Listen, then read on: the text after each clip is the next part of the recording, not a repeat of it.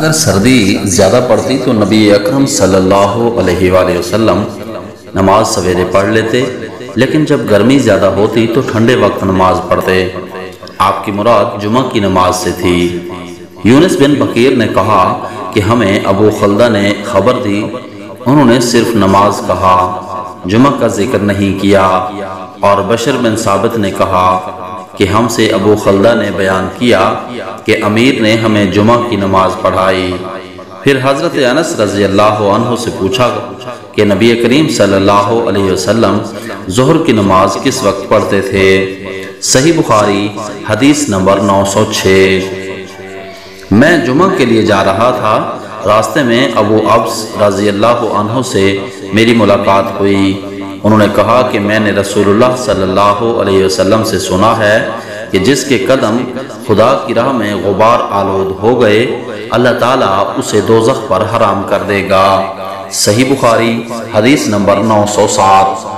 آپ نے رسول اللہ صلی اللہ علیہ وسلم کو یہ کہتے ہوئے سنا کہ جب نماز کے لیے تکبیر کہی جائے تو دوڑتے ہوئے مت آؤ، بلکہ اپنی معمولی رفتار سے آؤ، پورے اطمینان کے ساتھ۔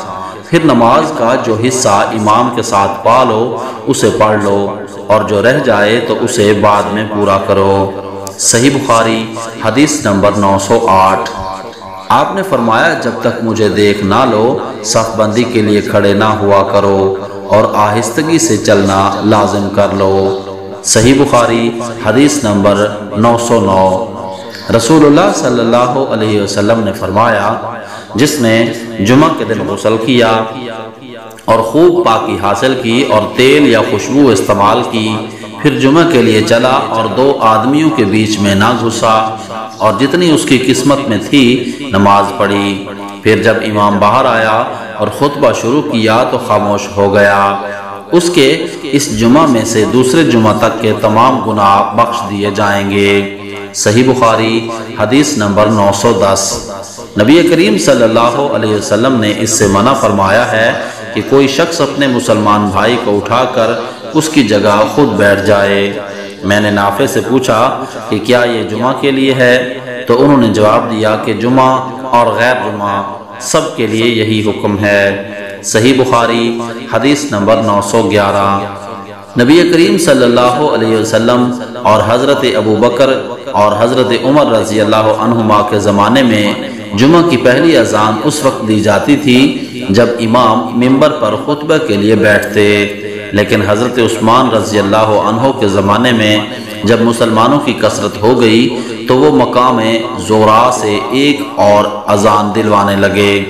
ابو عبداللہ امام بخاری رحمۃ اللہ علیہ فرماتے ہیں کہ زورا مدینے کے بازار میں ایک جگہ ہے۔ صحیح بخاری حدیث نمبر 912۔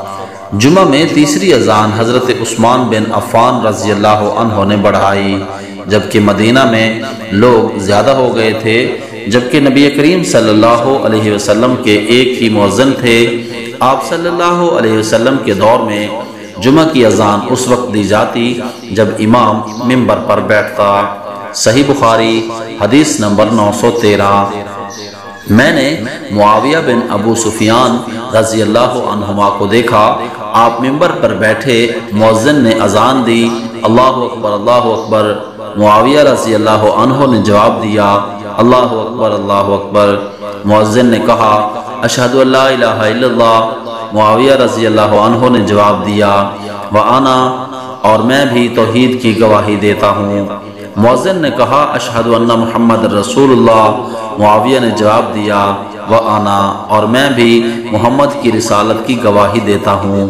جب مؤذن اذان کہہ چکا تو آپ نے کہا، حاضرین، میں نے رسول اللہ صلی اللہ علیہ وسلم سے سنا، اسی جگہ یعنی منبر پر آپ بیٹھے تھے، مؤذن نے اذان دی تو آپ یہی فرما رہے تھے جو تم نے مجھ کو کہتے سنا۔ صحیح بخاری حدیث نمبر 914۔ جمعہ کی دوسری اذان کا حکم حضرت عثمان ابن عفان رضی اللہ عنہ نے اس وقت دیا جب نمازی بہت زیادہ ہو گئے تھے، اور جمعہ کے دن اذان اس وقت ہوتی جب امام منبر پر بیٹھا کرتا تھا۔ صحیح بخاری حدیث نمبر 915۔